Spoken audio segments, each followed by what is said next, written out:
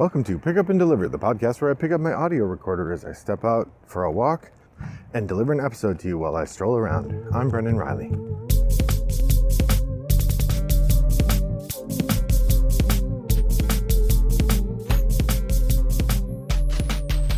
Well, good afternoon, listeners. It's a lovely day here in suburban Chicago.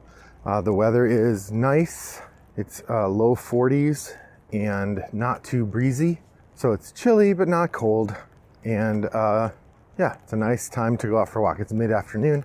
It's a break from work, taking a little stroll, talking to my friends about board games. So the last episode, there was about a week break there because we had Thanksgiving, and I went with my family to visit my in-laws in Michigan. As I think I've mentioned on the podcast before, my mother-in-law really likes playing games, but doesn't get a ton of opportunity to do so, except when we visit. So when we visit, I make sure to bring a lot of games. And she does have the kind of interest in games that fits my general approach, which is she likes playing a wide variety of games. So if we visit her for a couple days, she doesn't want to play the same game twice. She wants to play a bunch of different games. This time I also discovered that stuff she played on her last visit is maybe also verboten. She likes a variety and stuff that she hasn't played in a while. So that suits me just fine as somebody who likes to play a lot of different stuff. Now, I did bring probably too many games, and I would say there are maybe 5 or 6 we didn't play. If I think of it by the end, I will tell you what we didn't play. But what I thought I would do on this trip, on this walk today, is tell you about the games we did play and the experience of playing them. So, how I chose. I chose for a number of different factors. I was thinking about the people who would be playing, which is me and my family, my wife, my 2 kids. And we would always be playing in some combination of me and some of them, and then my mother-in-law. And then my father-in-law would occasionally play. So I was looking for a variety of different games that engaged sort of on different levels or in different ways, and tangled with different sort of aspects of gameplay that work for up to 6 people, sometimes with as many 5-player games as I could, because often it would be the 4 of us plus my mother-in-law, not my father-in-law, but some 4 players and then a couple 2 players just in case. And then I also left out games that I knew she wouldn't like and games that my wife absolutely didn't like, because my wife did play most of the games with us. Her name is Jenny, by the way. And maybe I'll just call her Jenny from now on. Saying my wife over and over again sounds, weird. So if you hear me refer to Jenny, that's my wife. The general there are a couple things that I generally did not bring. Things involving manipulation of shapes is a particular dislike for this group. My mother-in-law does not like games like Baron Park, where you are trying to figure out how to fit shapes into things. And so any game that has us doing that is a no-go. Generally, worker placement games are less popular for her as well. I'm not sure why, but and games where you're drawing paths are not her favorite. So, sort of putting those 3 things into the mix, I did end up bringing a whole bunch of games, and let's talk about them. So to start with, basically what I'm going to do is I'm going to go chronologically from the time we got there Wednesday afternoon to the time Wednesday evening to the time we left Saturday evening. We were planning originally to leave Sunday morning after breakfast, but the news said there was a snowstorm coming in, and it wasn't going to be outrageous, but if you're driving a long way and it's going to snow, it slows traffic down just inherently. So we thought better to leave Saturday night, beat the storm home, and have an easier drive of it, and that worked out just nicely. So so that's what we did. All right, so to start off, the first game we played when we got there was something easy, something we could all play. We played Wits and Wagers. It's Vegas, baby.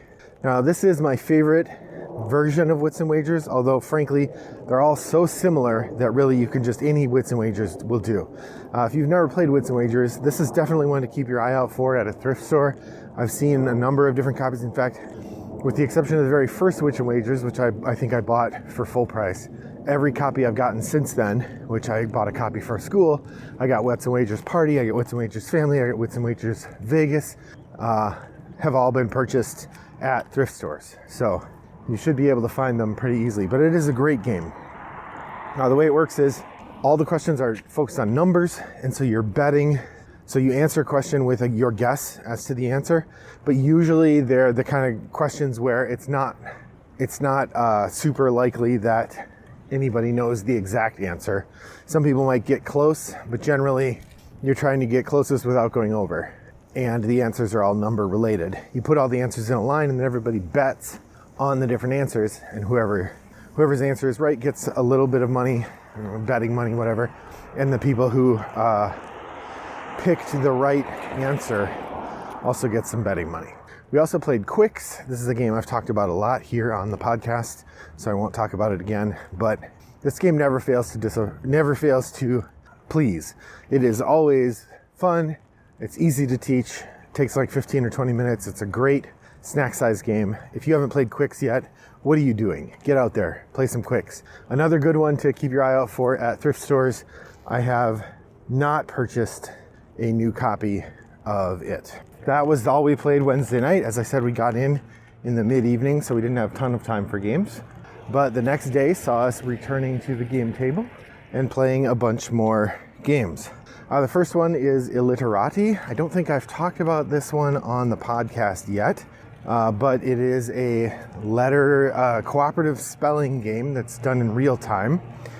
It's an interesting game, pretty fun. It is a bit of a challenge if you aren't somebody who is super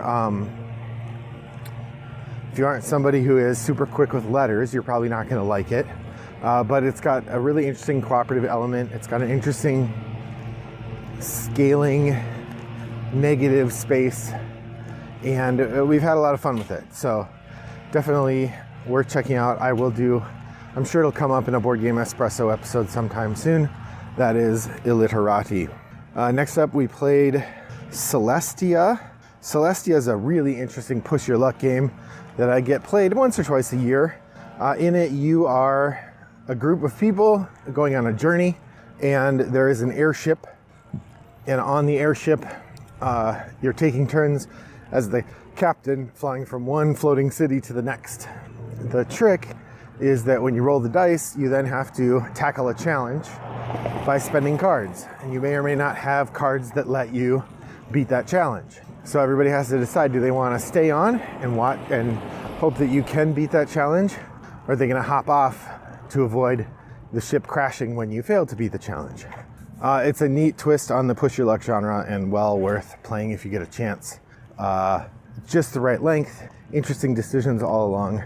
I really like Celestia. Next up is Codenames Duet. Codenames Duet is a two-player version of the well-known word game from Vlaada Chvátil. Codenames Duet is a two-player version of Codenames in which you are giving clues to each other and using a shared map page. You're trying to give each other clues to get the answers just as you would in a normal game of Codenames, except that generally you have some that are overlapping answers, and you basically are looking at the same grid of words and you have two different sets of clues. Together you're trying to identify 9 things. Well, my phone is dying here, so I'm just going to have to remember the different games that we played from here on out. All right, next up we played the big beefy game of the night, and that was Ark Nova. Ark Nova is, of course, a delightful tableau builder with a giant deck of cards and a really interesting set of interlocking mechanisms. If you haven't played Ark Nova at all, I have a whole episode about it where I cover it in a Board Game Espresso. This one was the challenge of the weekend because I wasn't sure if it was a good fit for the audience. In particular, this is on the higher end of complexity for games that we played. We did have a pretty good time with it. My daughter ran the table. She got a ton of points. It was a lot of fun showing it to my mother-in-law and helping her kind of explore the different systems. We did get a whole game played. It took quite a while, as is not surprising, with 4 people, and one of them is new and one of them had only played once. So it was there was a lot of discussion of rules and thinking, but it was really fun. And it just reminded me how much I like Ark Nova. It's a great game to get to the table, fun game to play. let's see what's next. We played Ticket to Ride. I wanted to play the Switzerland map. I had brought it with me, but the general consensus was, oh no, it was a 2 to 3 player map. I did not realize at the time Switzerland is only a 2 to 3 player map.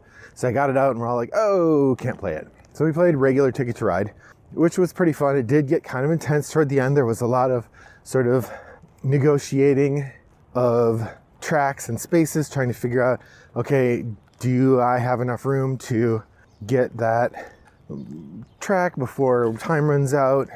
Where are you trying to go? Can I get ahead of you? We played this sort of balance game where we try not to cut each other off too much. We don't deliberately do it, but it's inevitable if you're trying to make your tickets. Ticket to Ride is always a good time, and this was no exception. We also played 5 Minute Mystery, which is a game I've talked about on Board Game Espresso. This is a pretty simple puzzle solving game. We played a couple rounds of it and had a good time. I think we won 1 and lost 2.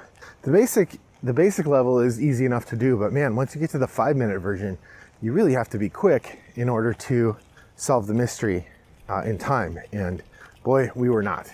We did fine on the 9-minute version, but on the 3 to 5 minute versions, no thank you. Way too hard. We had a good time though. We also played Quirkle. Quirkle is, of course, an excellent tile layer. It's great for conversation, as Board Game Brawl or Board Game Barrage pointed out sometime in the past. There is an interesting tension where you are trying to hold tiles, but other people might take the spot that you're trying to go because there's more than one copy of each tile out there. But you also don't want to just play one tile because sometimes you open someone up for the Quirkle, which is a doubler. If you haven't played before, there are tiles that are 6 different shapes and there's 6 different colors, and each shape comes in all 6 colors, and each color is on all 6 shapes. And I think there's 3 of each in the bag. And so the idea is you're laying out rows and columns in this sort of interlocking grid. And, in one direction, basically whenever you add a new row or column, they have to be all the same shape and different colors, or all the same color and different shapes. You can't have overlapping, or you can't have repeating on either side of that. The trick is, if you get to a spot where a row has 6 things in it, or a line has 6 things in it, so 6 stars of the different colors, or 6 red things of the 6 different shapes, then when you play that 6th one, you say Quirkle, and you get 6 extra points. So you get 6 points for adding to a line that is now 6 long, and you get 6 more points for making it 6 long. Whereas, let's say it's 4 long and you add one tile, that's worth 5 points then, because the line is now 5 long. It's a really interesting game. It's not incredibly intense. There is a lot of luck. If you draw good tiles, great. If the person before you is giving you lots of opportunities to score big points, great. You could just have bad scores the whole time and do poorly. That's entirely possible. Nonetheless, worth playing. There's a reason it's a classic. It's excellent. That's Quirkle.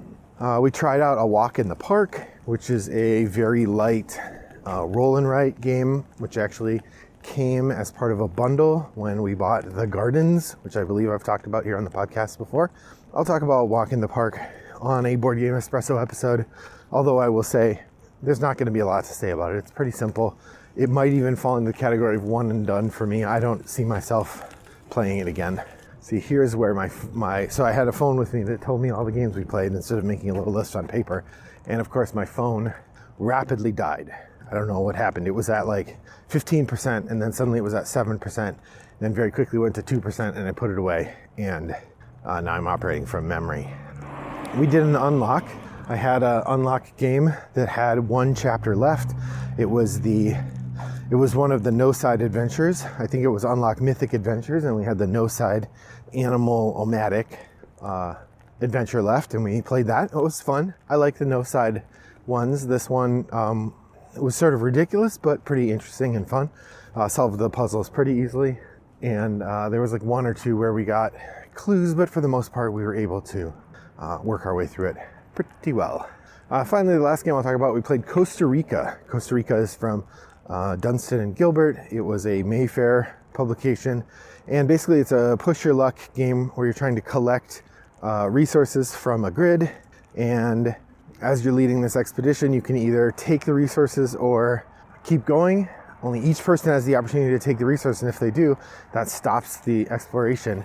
And so there's an interesting counterweight where if you go early and take the resources, that's great.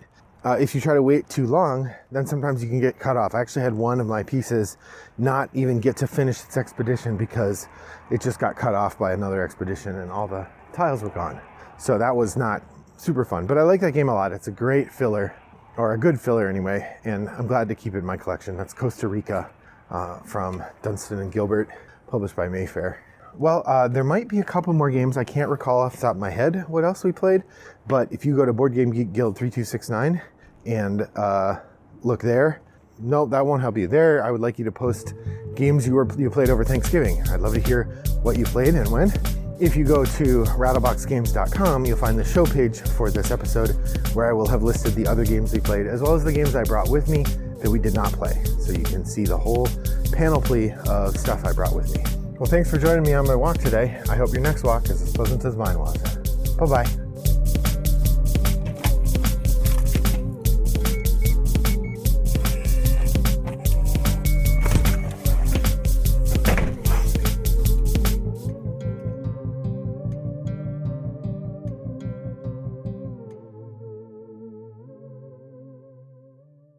Brought to you by Rattlebox Games.